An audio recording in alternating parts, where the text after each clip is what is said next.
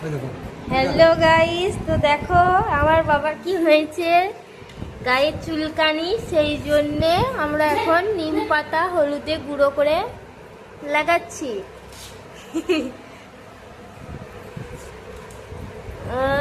গোটা গায়ে লাগানো হয়ে গেল।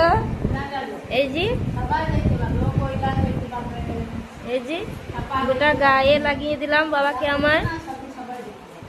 এই যে বাবাকে লাগাই দিলাম গোটায়। এই যে আমার বাবাকে ভূত লাগছে এবার। বাবা দেখি, বাবা মুখটা দেখি, বাবা মুখে লাগাবেন না? হ্যাঁ, মুখে লাগাবেন না? মুখে লাগিলেন, কোথায় মুখে লাগিয়ে দিতেন আমাকে?